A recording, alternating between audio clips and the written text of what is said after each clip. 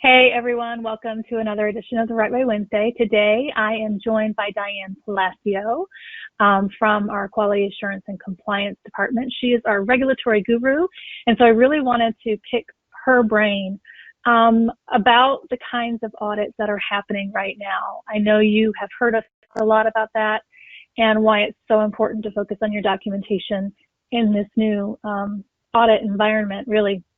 And just because PDPM went into effect really doesn't mean we're getting a break on those. And in fact, we're seeing some more. So I kind of wanted to talk to Diane about that a little bit. Hi, Diane. Thank you for joining me. Hello. Hi, everyone. So Diane, tell everyone a little bit about what types of audits we're seeing out there and where they're happening right now. So we're seeing primarily TPE audits, the Targeted Probe and Educate, and we're seeing them everywhere where Palmetto GBA is the MAC. So pretty much, I think, Alabama, Georgia, Tennessee, North Carolina, South Carolina, Virginia. So Palmetto really is hitting hard on the TPEs, and they are primarily Part B TPEs. So they're not messing with Part A, they're not looking at the PDPM HIPS codes or documentation yet. We anticipate that will come, but for now they seem to be focusing primarily on Part B, and they're looking particularly at CPT codes, 97112, 97110, 97140. So those are what they're targeting right now, that we're seeing pretty much across the Palmetto GBA region. But that's not to say that they're not going to happen elsewhere, and we see them randomly in other regions. Maybe not quite to the same volume as what we're seeing right now in the Palmetto GBA region, but that doesn't mean that they're not happening or they won't begin happening in greater volume anytime. Right, and I know I've seen a couple of RAC audits kind of coming back too with some Medicare Advantage plans. Is that kind of what you're seeing as well? Yes, the RAC audits have been ongoing with the Medicare Advantage plans. We've seen a lot of Code Vitae with Aetna. And we're also seeing them with also the MACs, the Medicare MACs.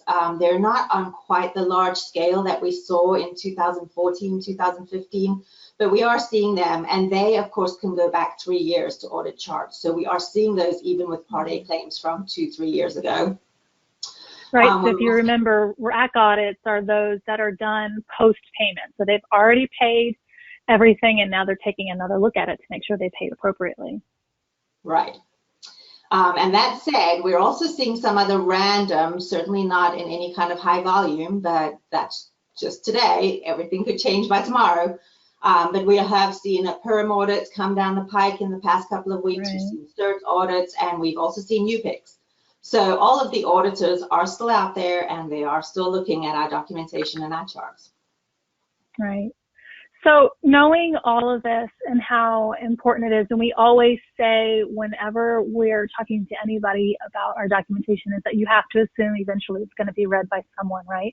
Exactly. And so thinking about it in that way, what is some advice that you can give clinicians out there listening, whether they're a rehab director, program manager, or those frontline clinicians just trying to treat their patients and give them some great therapy every day when it comes to preparing for audits or looking at their documentation? Well, I think you kind of nailed it when you said, our documentation is always subject to audit. So we have to document believing that somebody at some point is probably going to look at that chart and read that documentation. So that said, the whole audit denials management approach really is two-pronged. We can fight the denials on the back end after they've been audited, but the best way to fight them is on the front end with denials prevention strategies. So certainly our documentation is the first place to start, making sure that we meet the criteria for medical necessity, we meet the criteria for skill, pretty much dotting our T's or dotting our I's and crossing our T's, just to make sure that on the front end our documentation is stellar and pretty much bulletproof when it comes to auditing. That's our first line of defense, of course, is having excellent documentation. But if you should have an audit, we have, of course, the ADR process, and we have all of the tools and resources in box for you guys to access that will walk you through the whole process. We have tools that are specific to TPE and really any kind of volume-based audit.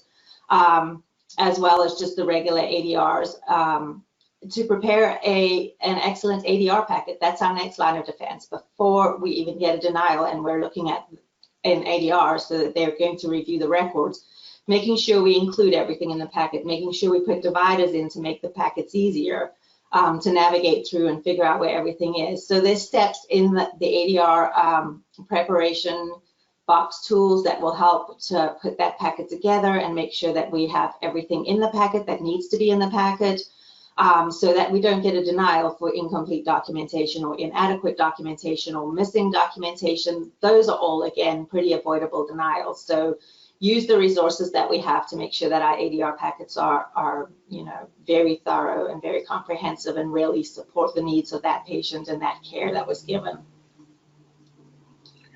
That's great. Yeah. So just as a reminder, if you're a Health Pro Heritage clinician and program manager or rehab director, you have access to all those tools that Diane just talked about in box. You can get to them if you have any trouble. Just talk to your RVP. If you're not a Health Pro Heritage clinician, I know your company has those resources as well. And you can get to our documentation tool or documentation tools. Yeah, that's what I meant to say, on the Facebook page, because we've actually shared those with you because we want everyone out there to have the tools in which to actually write documentation that supports skill and based on direct Medicare guidelines, not myths, but what is actually required from Medicare and other payers. So you can get to those in our file section. We have shared those with you freely. So take a look at those because I think they're a big help. Thank you so much, Diane. I appreciate it. Let us know if you have any questions, want to see anything else in our documentation tools, or, let us know if you're seeing audits and where you are and what types of audits are happening. We'd love to kind of hear what's happening in your neck of the woods. Thanks so much for listening and watching, and happy documenting. Thank you.